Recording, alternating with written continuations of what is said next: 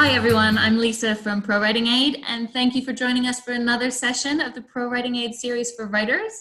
So my guest today is the indomitable Jerry Jenkins. Jerry has written or contributed to more than 220 books in multiple genres, including romance, mystery, sci-fi, biography, self-help, and young adult fiction. He's also been on the New York Times bestseller list 21 times, so it's a real thrill to have you here. Thank you for being here, Jerry. Well, great to be with you, Lisa. It's always good to be on with you. Great. So it's sort of a different format for us tonight. Jerry has just agreed to let us pick his brains for the next hour, and lots of people have been sending in their questions in advance. So I've already got a big long list that we'll get through. Some of the questions are about your writing process. Other questions are about the course that you've been running for the last few years. And so we'll get through as many as we can. And like I said, everyone who's here today, just add your questions into the Q&A and we'll try and get through as many as we can. So Jerry, the first question that we got from a few people actually is, if you're feeling really overwhelmed by the idea of trying to write a whole book, where do you begin? How did you start your process, and what would you recommend new writers do? Yeah, it's difficult to look at a book project as a whole because it's so huge. And one of the euphemisms I like to use, and it's not original with me, I'm not sure where I heard it, but somebody said, how do you write a book? You write a book the same way you eat an elephant, one bite at a time. If you think about it as a whole, you never tackle it. But one of the little tricks I use, because so many of us have trouble just getting started, is I recommend that you do your front matter first. And front matter will often change because it includes, your title page and your dedication, and maybe an epigram, your acknowledgments, that type of thing. But if you do that, just one day, just decide, you're going to get that out of the way. So you format your pages, do that title page, do the epigram, do the dedication, do the acknowledgments, and then maybe write the first page of your first chapter. So now you've written maybe 500 words at the absolute most. Usually it's a lot fewer than that, but you've got 6 or 7 pages already. Now it's a little bit like cheating because some pages only have 3 or 4 words on them, but yeah. You've started, and that momentum, I always celebrate small wins because again, you're doing this one bite at a time. And once you get that under your belt, you feel like, you've accomplished something that day. The next day, you're ready to keep going. And maybe you do 2, 3, 4 more pages. Maybe you finish chapter 1 and then you're off and running. So that's a little trick I use to get myself started. And then again, to view the thing as lots of little pieces that are going to come together in the end. Yeah. So are you a planner or a pantser? Do you outline in advance? I'm a pantser, but I found that the older I get and the more I do this, I'm a little bit more of a hybrid, because while I'm writing, I'm thinking, I have to keep track of all these people and know where they are and where I think they're going to go. And so I'll take a few notes as I'm writing, and I can't deny that that's sort of an outline in itself. I do use the classic story structure. It's one that's suggested by Dean Koontz, and it's just 4 steps. He says, plunge your main character into terrible trouble as soon as possible. And now he does have a caveat there. As soon as possible doesn't mean immediately. It means once you've got your reader to care about that character. You have to care by saying where they fit in a family, who counts on them, who they care for, what's their real motivation in life.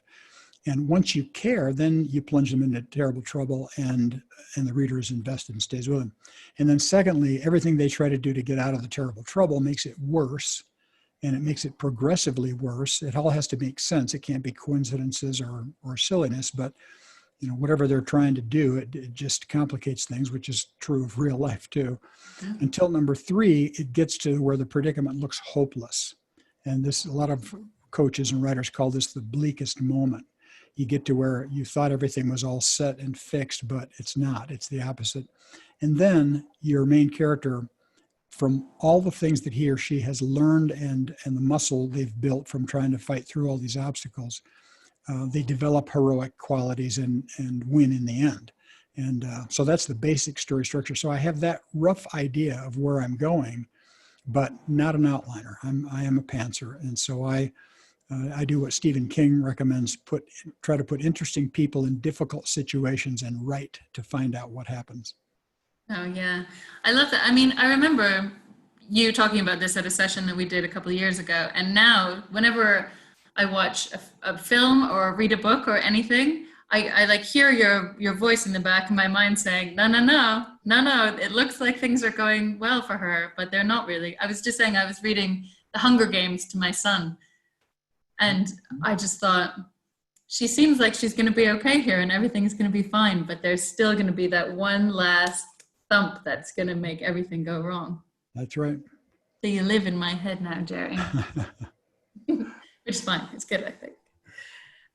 So Marv has a question. He wants to know a bit more about a thematic statement and how to make it work, and is it useful? Themes are tricky. I often tell new writers that, a book or a novel or a nonfiction book, anything you're writing, can't simply be about something. It has to also be for the purpose of something. So, you can write about a person, you can write about an issue, you can try to persuade or whatever, but what's the purpose of it? What do you want the reader to take away? What do you want them to do?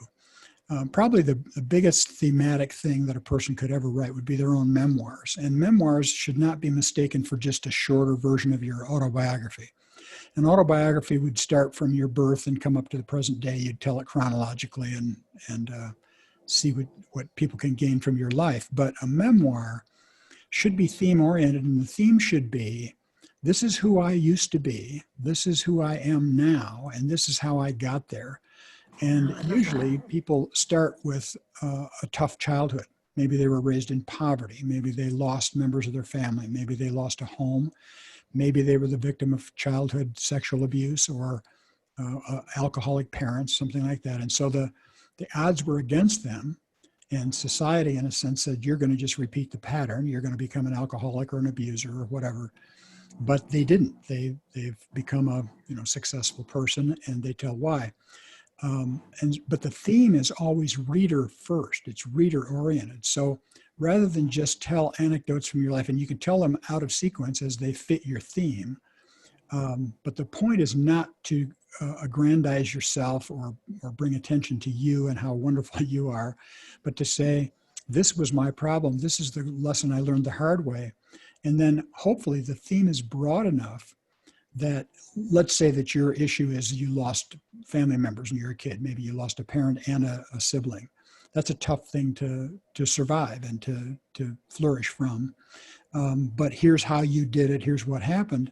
And the implication should be that whatever the reader is going through, maybe theirs is totally different. Maybe they're the one that was sexually abused or abused by an alcoholic parent or something. Wherever you are in your life, whatever your loss or struggle is, if I could get through this, you can get through that. And the tough thing is to resist the temptation to make that point. My counsel is tell the story. It makes its own point, and you don't have to turn the spotlight on the reader and say, so how about you? What's your issue? They don't need to be taught or preached at. They simply need to hear the story. And if it fits and applies, they'll apply it. And then you won't come off as preachy and condescending or didactic. So that's a little lesson on theme. Make sure the theme is reader oriented. Yeah, I love that. There's a lot of people that have written their memoirs that clearly have not read your notes, that they shouldn't be just about aggrandizing themselves and talking about how great they are. But I think you're right. Like I think the most powerful memoir I ever read was the Angela Ashes one by Frank McCourt, I think. And, and like you say, it's very emotional. You experience it with him. You understand it as it feels like fiction, despite the fact that it's all his sort of story. Yeah, and he was raised in such abject poverty. It's sort of the epitome of the kind of book I'm talking about. When you look at his background, and most of the people that he ran with, his friends, they died young, or they wound up addicts or drunks and failures in life, and they have failed marriages, all kinds of things. And he really pulled himself up by his own bootstraps. He became an educator, a teacher in New York, and it's a thrilling book and It's very really gritty, good. very hard. But boy, it's, the theme is anybody that reads that can say, I don't have it as tough as he did. If he can make it, so can I. Yeah, exactly. Okay, back to, we've got a couple process questions here. So Dina says, can you give some examples of how to let the reader know the physical characteristics of your main character, even when you're trying to stay in deep point of view? So especially if they're interacting with other characters. So that's always a tricky line to tread, isn't it? It really is. And I think the mistake, the usual error is that people separate description from the narrative or the action. And, it used to be that you'd get a half a page of every detail of the person's face, their hair color and thickness, their lashes, the color of their eyes, the cleft of the chin, the line of the teeth, etc. And really, I don't mind. I mean, I think the reader needs to know roughly the age and the physicality of the person.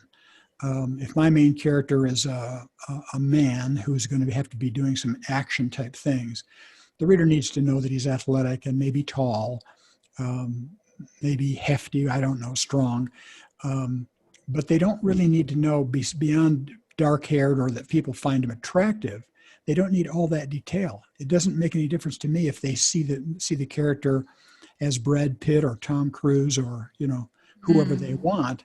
If 1,000 different readers have 1,000 different views, that's great. Let's engage the theater of their mind and let them see what they want to see. So and I was just going to say, are there ways to show that through action? Showing someone as being hefty by carrying things and lifting things or working at a factory or that sort of thing. Yeah, I think that all those things come into play, and you layer that kind of description in to the action.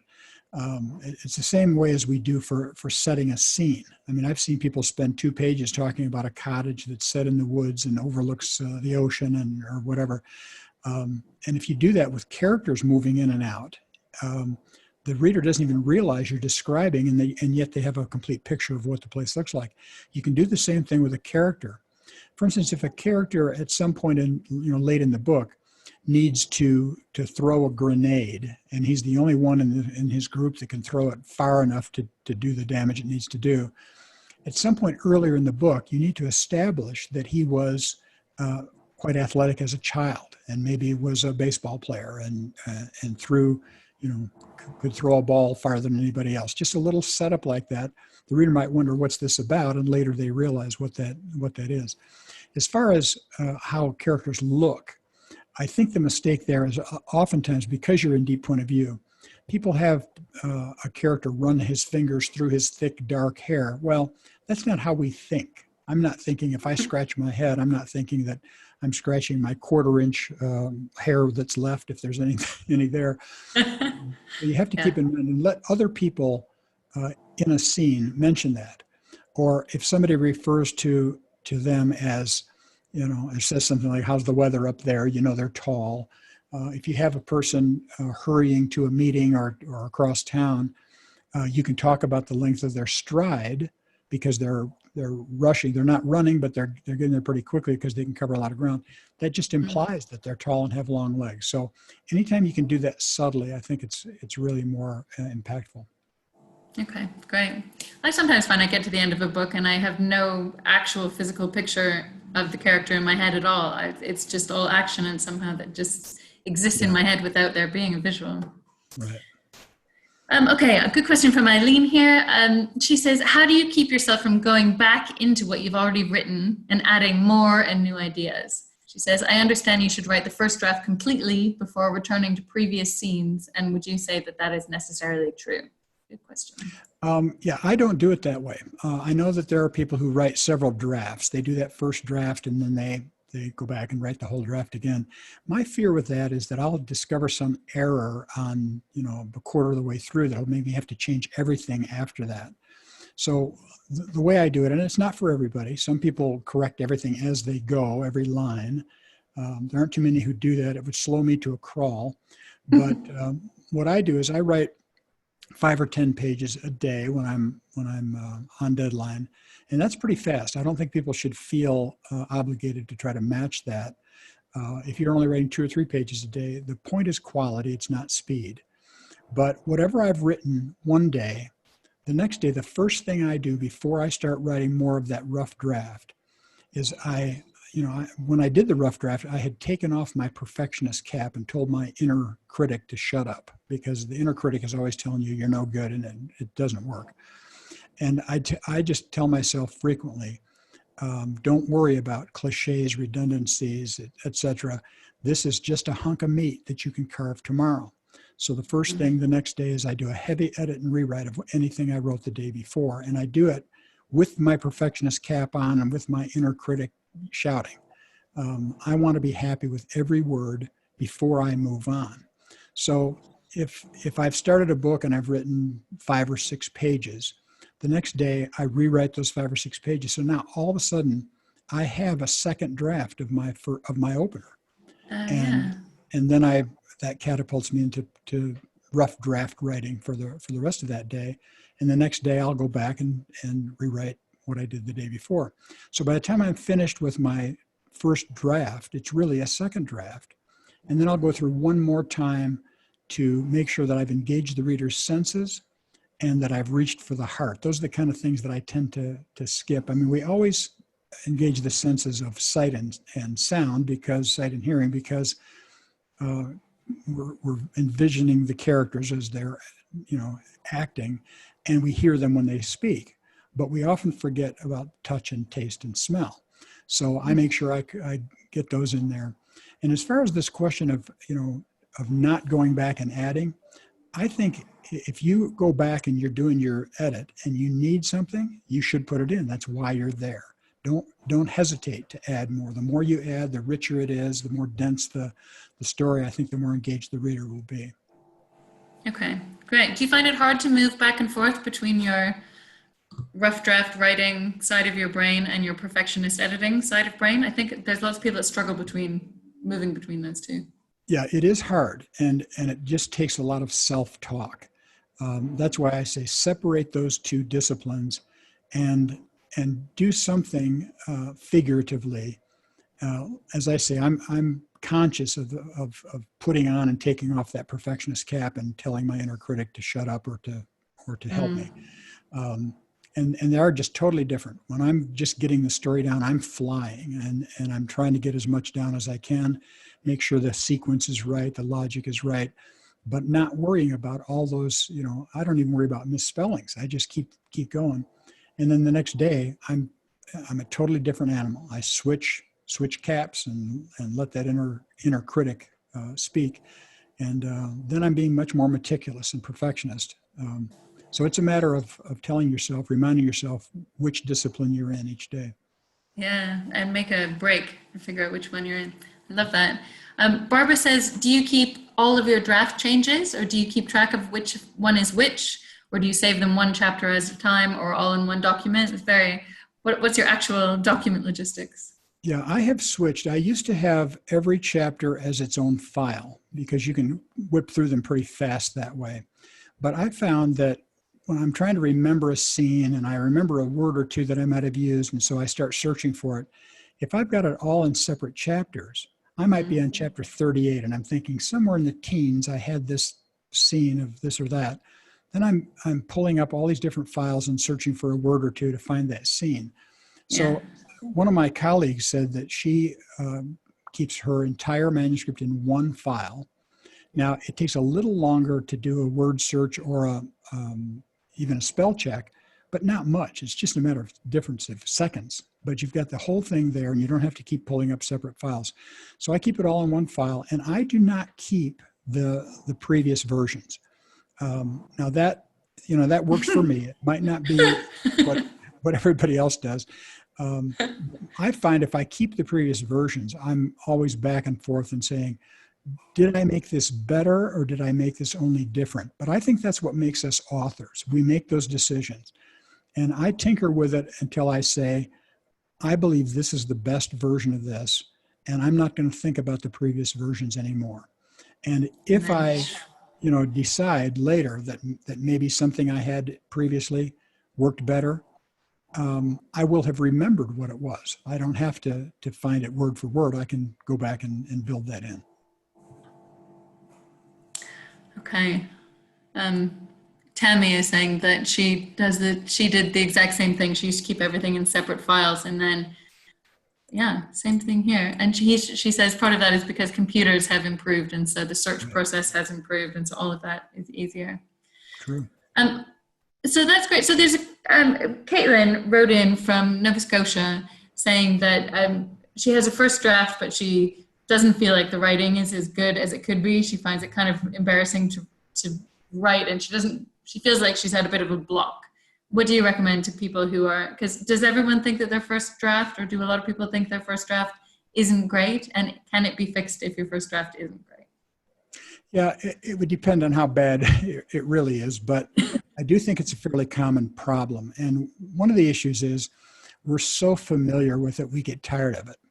And we've been over it and over it, and we're just bored with the story. And I think a good thing there to do is to show it to somebody that's not a critic, not somebody who's in the business and can speak to specific wording and phraseology, but just a typical reader, but somebody and who cares about you and would read it. You'll often be very surprised that it's all new to them, and they go, wow, this is really creative, and I like it, and I want to know what happens next, etc. That should be encouraging enough to have you go back and then fix whatever you think is wrong with it. And I really urge people, writers, to trust your gut, because if you think something's boring, it probably is. If it's making you nod off, your reader's asleep. If it moves you, makes you shed a tear, your reader is sobbing. So there's this exponential effect that writing can have on readers. So trust yourself. If you're reading it and saying this is lying flat, look at the idea of adding conflict and tension, because conflict is the engine of fiction. Okay, but don't you, if you're going back and reading a chapter for the 18th time, aren't you always going to be a bit bored of it? I think so. And you need to just remind yourself that, it's old to me, but it's going to be fresh to the reader. Yeah. As long as you had your tears the first couple times, then maybe when you go back, you can allow a bit of that. Okay. So Honey wants to know where you get your ideas for a book. What inspires you? Well, I try not to analyze that too deeply, because people have asked, are you afraid you're going to run out of ideas? No, I'm afraid I'm going to run out of years and to be able to write the ideas I have. I'm not sure where they come from. I do know that usually novel ideas for me are two ideas that sort of bounce off each other. One of my favorite novels that I ever wrote was called Riven, R-I-V-E-N, and it's about a young man who goes to prison for murder and the chaplain that visits him. And so we tell both of their stories. But I got that idea. I happen to be a Protestant, evangelical, but I went to a writers' conference that was held at a Catholic retreat center, and I had never really studied a crucifix before. I was aware of them, and I knew that Catholics wore them. But there was one on the wall in the room that I was in. So I just was kind of studying it and seeing how our Catholic friends do not soft sell the agony of the crucifixion. It's not a beatific type of experience. And so they show the spikes and the blood and the riven side and that type of thing. And that kind of was working on me. And then I read a story about an American murderer, kind of a famous murderer, Gary Gilmore, who was given options for his own execution. He could choose between firing squad, electric chair, gas chamber, or lethal injection. And I would have chosen lethal injection. To me, that's, if you got to go, make it the easiest possible. He chose firing squad because he had shot his victims.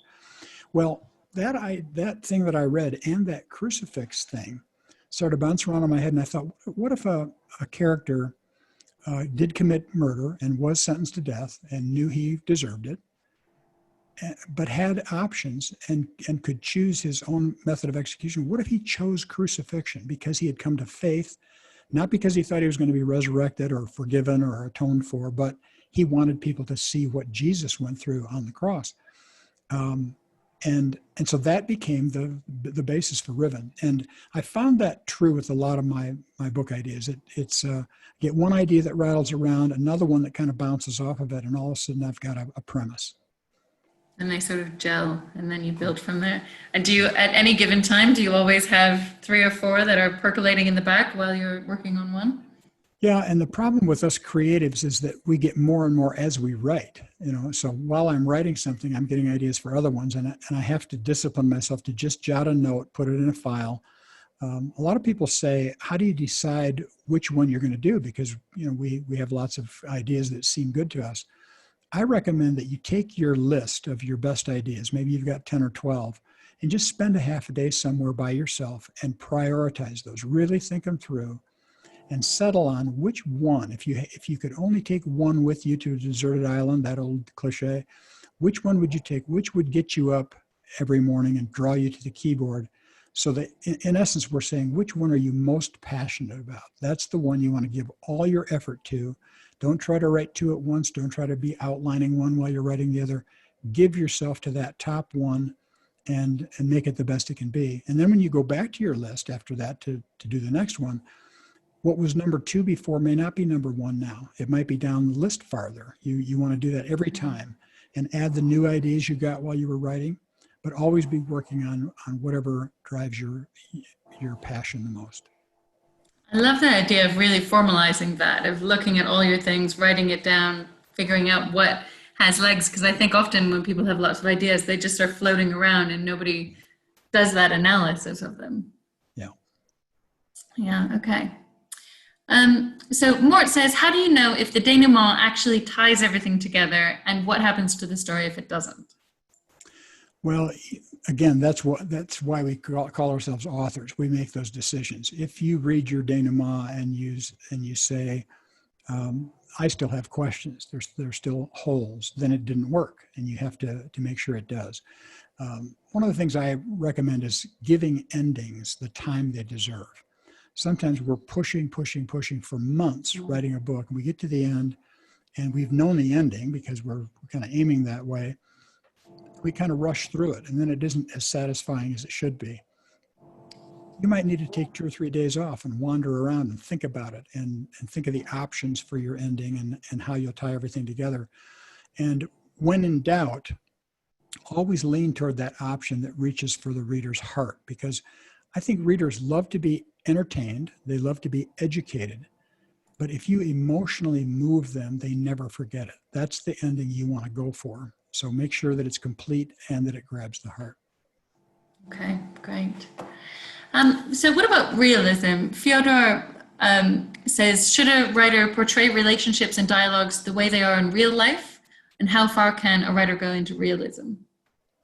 I think that's sort of the irony of fiction these days, is that the definitions of fiction and nonfiction have almost flip-flopped. Nonfiction has to be unbelievable nowadays to succeed. You got stories of people who've died and gone to heaven and come back and talk about it and that type of thing. But fiction, to succeed, even though the definition of fiction is that it's not true, fiction has to be believable. Now, that doesn't mean you can't write fantasy and sci-fi, but your premise has to make sense. Once that reader has willingly suspended disbelief and bought your premise, everything else has to fit it and make sense. And so I'm really big on realism. And I think if you stray from realism, especially if you're talking about relationships, if somebody is acting in a way that wouldn't happen in real life, the reader's going to go, this doesn't make sense. I can't believe this person would do this.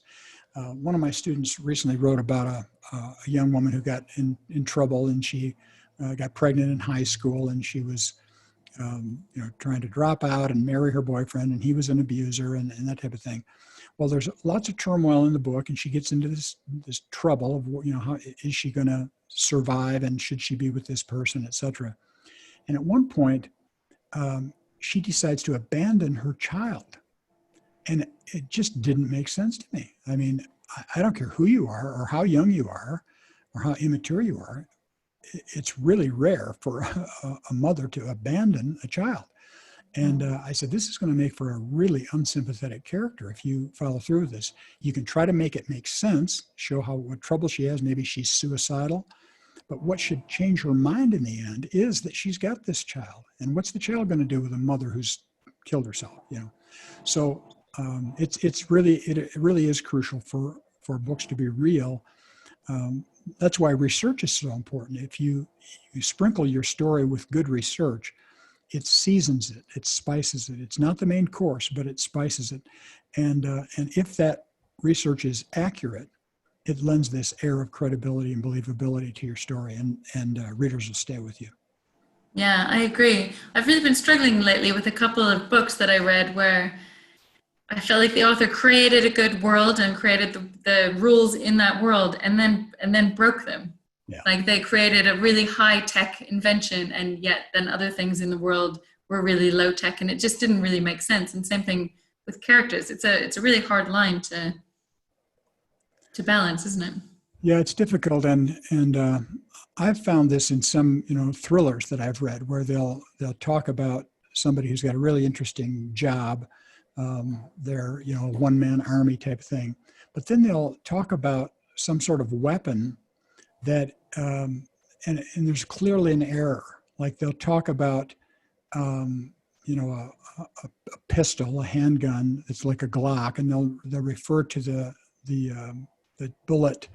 I'm losing the name of it, but it was a cylinder. They don't have cylinders, and as soon as anybody who has a clue reads that, they're like, the whole rest of the book is lost to me because this person doesn't even realize what kind of weapon the guy has. So yeah, we need to be accurate. Yeah, I agree. Grace wants to know, are there techniques that you use to really grab your reader by the heart? Do you have a go-to technique that you use? That's a tricky one because if you force it and make it artificial, then it becomes cheesy and sort of maudlin. One of the things I try to do, and I think this is counsel that is so good in so many areas of life, where less is more. I use the example of a bride who's been abandoned at the altar. The groom doesn't show up. Now you've got a church full of 400 people. You've got a father in the back waiting to walk her down the aisle. The best man and the attendants are out there. Once the groom shows up, the bride, they cue the music. She goes down the aisle. He doesn't show up. And so, of course, they're looking and they're, thinking something's up. When she realizes what has happened, the mistake a lot of writers make is they have her screaming, crying, hysterical, throwing things, kicking things, running out of the place in shame, et cetera, et cetera. To me, once you've established that this has happened, hopefully the reader is in, whether the reader's man or woman, adult or child, they put themselves in the position of that poor bride. Mm-hmm. And they're devastated, as she is. And you don't have to show all the hysterics. You can simply say that her father finds somebody to take her to go get in the car. They're going to go home. Now, she had packed up everything at home. She was ready to go on her honeymoon and not live there anymore. But she's going to go home. The father's going to tell the people there's not going to be a wedding today. He might invite them to the reception or whatever it is but meanwhile, she goes home, and even there, you don't want her racing up the stairs and falling into bed and screaming and crying and pounding her fists on the pillow. I'd rather see her just trudge up those stairs and press her back against the wall in the hallway and just sit down. We don't need to be told everything that's going on in her mind because we know how devastating it is. So less is more. That will grab the reader. That will move me when I'm writing it. If I do the opposite and I've got all the screaming, crying, and kicking, to me it's boring and it's predictable and it isn't as moving. Yeah, I agree. And I think there's something really satisfying about reading something where you have to figure it out and you get to experience it in a way. It's more emotional as opposed to the intellectual understanding of the pounding of the fists and the description. If you get to create that emotion yourself, exactly. I feel like it goes deeper. It comes from deep down. That works for fear too. I've seen stories where somebody's left home alone, and maybe their spouse is out. They work nights or whatever, and so there's no children or maybe there is. Maybe there's a baby upstairs. That makes it even more personal and makes people care. But the character hears a noise in the basement, and so they tiptoe through the kitchen and open the door, and they look down, and they see a shadow. They see the shadow of a person who's slipped behind the furnace. And the mistake there is then they start talking about their mouth went dry, their breathing became short, their heart pounded in their chest, etc. Do we need to say that? Hopefully the reader's feeling that. And as they grab a baseball bat and tiptoe down the stairs and you're thinking, don't do this, this is dangerous, less is more. Just show what happens. Don't tell all those cliches about the breath and the heart and the pounding and all that stuff, because it should be obvious. Great. Okay. Okay. So I've got a couple of questions here just about your course. Do you mind if we just do that for a minute? Sure. So Olivia wants to know, of the people that do the Your Novel, well, do you want to just talk a little bit about the Your Novel Blueprint course? Olivia's question is, how many of your students that go into the course come out at the end with a finished book? Yeah, the Your Novel Blueprint course is really a deep dive into fiction. And what we're saying is you can come into this course with nothing, not even an idea. You just want to write a novel. You're not sure. You may have an idea, a few ideas, and you're not sure which one to choose. Or you may have an idea that's really solid and you've tried it. You've got 30 pages in, you've hit a brick wall. Or you have a manuscript you've written and you just feel like it doesn't work, or you've tried shopping it and nobody's interested. So bring either your blank page, your blank screen, or your finished novel to this.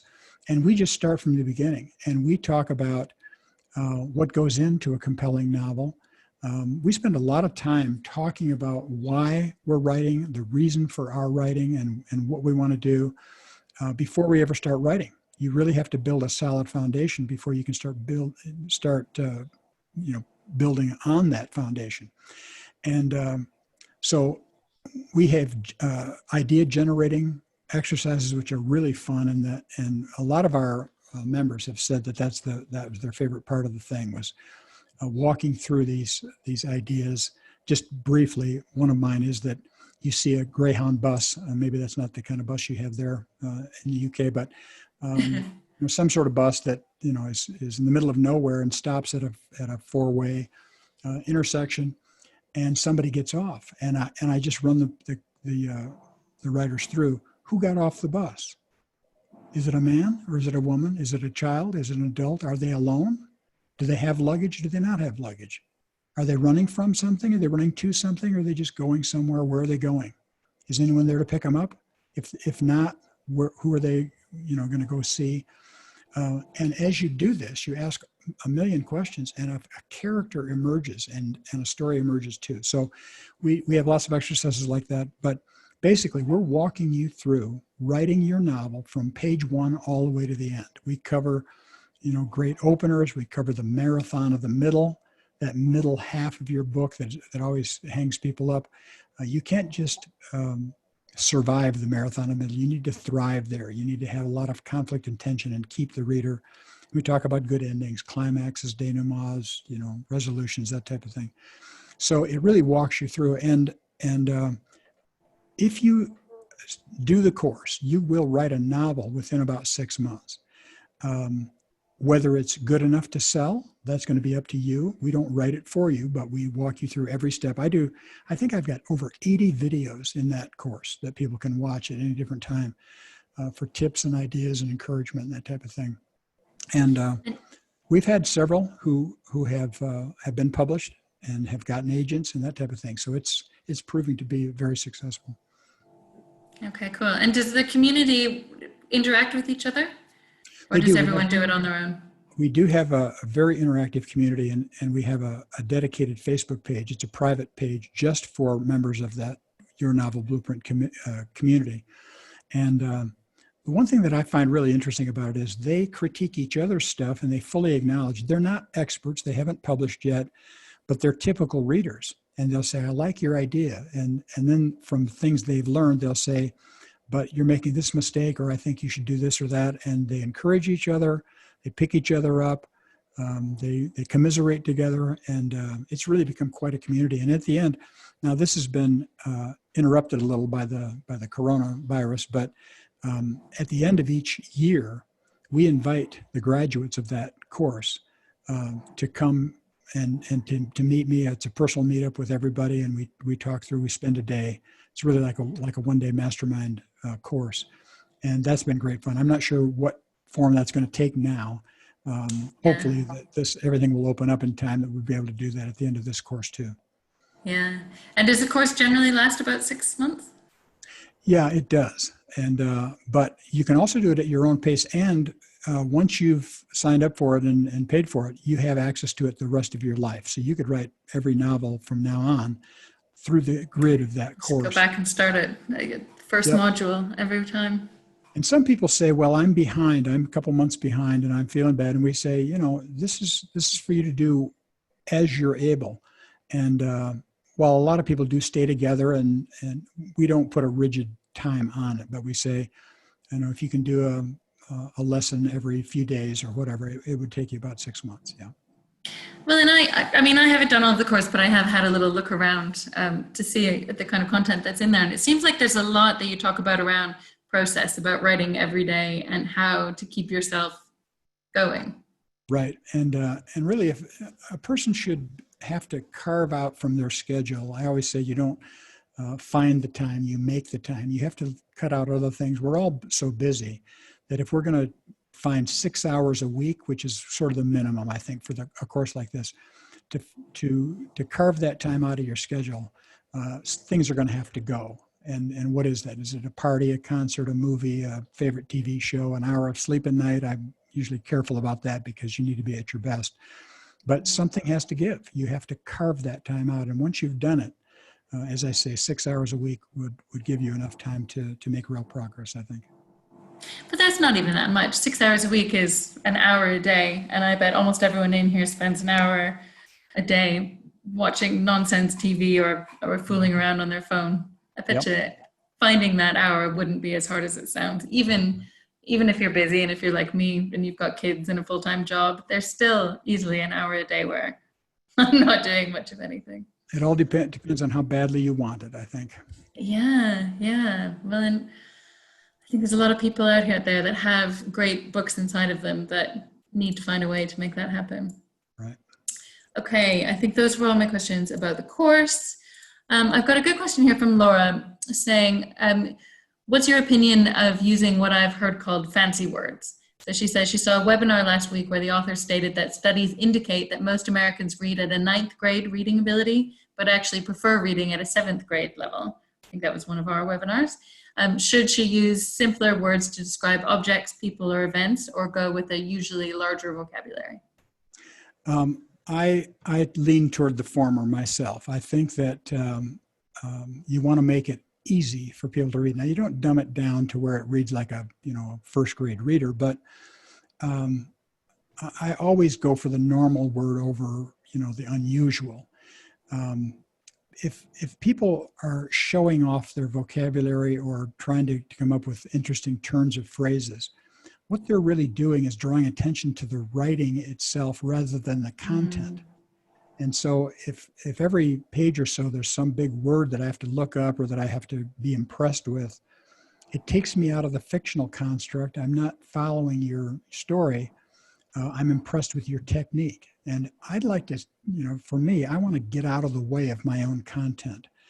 Remember when I was a teenager, somebody who knew that I wanted to be a writer when I grew up said, you should read Truman Capote's In Cold Blood. It was this, what they called a nonfiction novel, and it was book of the year and all that type of thing. Mm-hmm.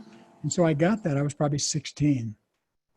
And I read it before dinner one night. I started reading it. And I was looking for his turns of phrases or his interesting words or what makes him so great. And I realized after just a couple of pages that he doesn't do that. He doesn't show off his vocabulary or his fancy turns of phrase. I was drawn so deeply into that story that I was unaware I was even turning pages. That's the ideal. He got out of the way of his own art. And I got 50 or 60 pages into that. And my mother called me to dinner, and it jarred me. I realized I'm not in Kansas where this family was murdered. I'm home and it's time for dinner. That is the ultimate compliment. And so, yeah, I would, if you're writing a rough draft and some big words come to you, go ahead and put them in. But when you read it over the next time, say, if this will stop the reader, make them wonder what I'm talking about, or if it's showing off, you want to get rid of it and go for the normal word. Yeah, I mean, I have never, in all my years of reading, and I read a lot, I have never stopped and looked up a word in a book. I just don't do it. I just skip over them. And so I don't know how many times I might have missed the point of the sentence or the point that they were trying to make because I just tried to figure it out based on context. I know you shouldn't do that and you should try and build your vocabulary, but I don't. I'm in the story and I want to keep going. And I feel that with sentences as well. If it's a really complicated sentence and you have to stop and go back and read it again from the beginning, that's pulling you out. You're not in the story for those moments. There's that occasional writer who writes so beautifully that I want to stop and read the paragraph again. That's the only time I'll ever do it. If it's because I didn't understand it, life's too short. There's too many other good books to read. Yeah, you lost me. Okay. Shani, apologies if I'm not saying that right, says that English isn't their first language. They've got lots of ideas, but they're worried that the grammar is poor. Should they spend some time working on their English and on their writing skills before taking your course? That's a tough one because I have had a few students where English is not their first language, and they can do remarkably well because I know that, but that's irrelevant to the reader. If it shows to the reader or to a publisher or an agent, they're probably not going to place their book. And so I would prefer that they write their novel in their own first language. And then, if they can place it, they want to count on the publisher to find a translator that can make it work in English. I've had a lot of my could they books, do that as part of your course? Could they be writing in a different language while doing your course? I mean, I guess why not? I would need it obviously translated into English. And so that's a lot to ask. I do have a couple students that have English as a second language, but I'm just frank with them. I try to teach them as much as I can, but I tell them that they're probably going to need, when it's all over, to write it in their own language and then see if, because publishers, use translators, etc. Left Behind, for one, is in 38 different languages. And I don't, I get letters from people say that, this translation is good or this translation isn't good. Unless I know that language, I can't help you. But so that's what I would recommend. Yeah. Tammy has just said that she's an editor that also has a certification for teaching English as a foreign language. That might be a good middle ground of the two. Yeah. And Catherine's wondering if your course is also for people who like to write nonfiction, or are you very fiction focused? Well, we have courses for nonfiction. I'm pretty frank with people that, this is your novel blueprint, and novel by definition is fiction. We're walking you through writing a novel. And usually I can tell how embryonic a person's education is in this when they refer to their book as a fiction novel, as if there's another kind. And I just tease them and say, fiction novel is redundant. But that said, we do have some students who tell us, I'm not writing a novel, I'm writing a memoir, or I'm writing another kind of nonfiction book. As long as they know what we're teaching, there's a lot of transferable principles, because the best nonfiction is full of story. And that means it needs to be written with a villain, with a hero, with the right sequence, with good dialogue, tension, conflict, all those things that go into a novel. And so there are transferable principles, but I want to be upfront, and I want people to know that this course is designed to help you write a novel.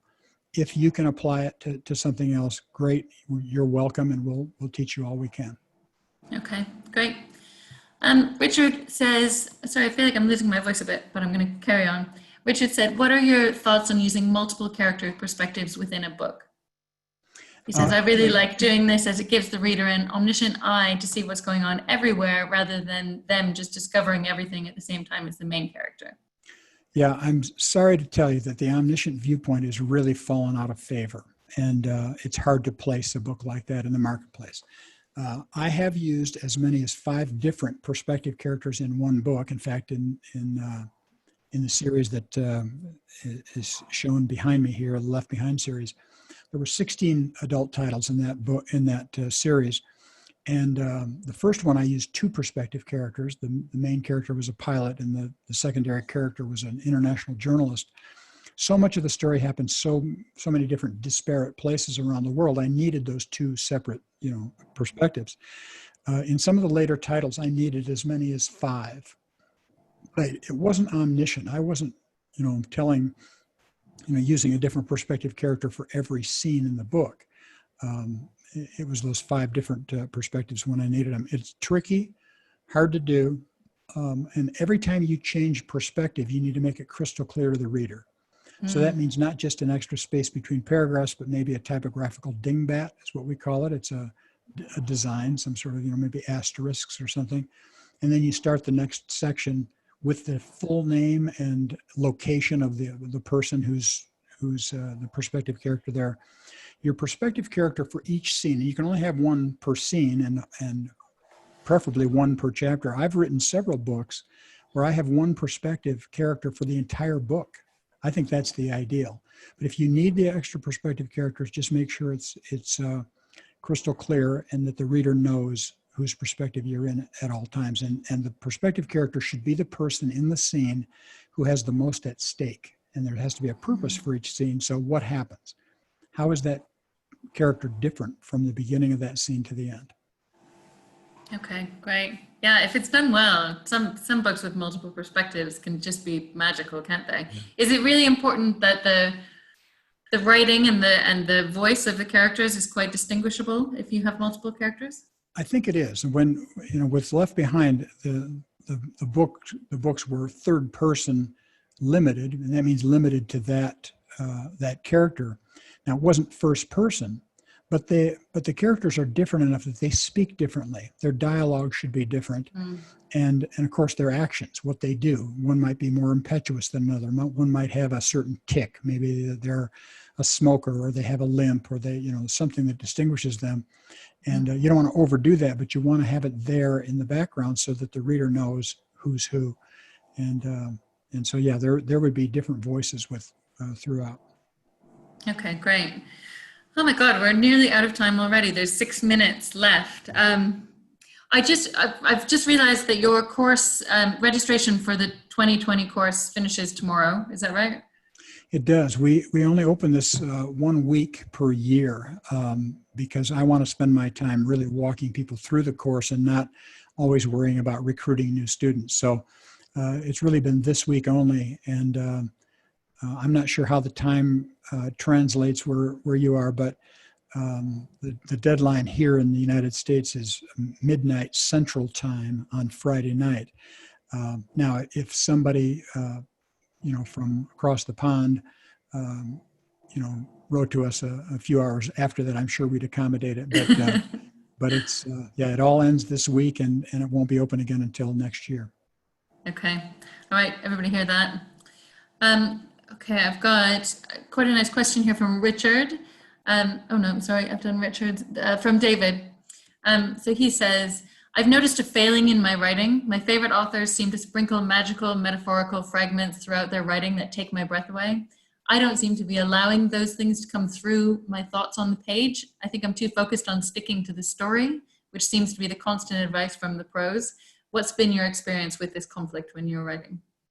Yeah, Good question for our last 4 minutes. Yeah, I have a problem with that too, because I read authors that I admire. Now, some authors I want to emulate. There's nothing wrong with copying success. But other authors are so good that they just make me want to surrender. I just want to read the book and read paragraphs of it to my wife until she's tired of having me do it. Yeah.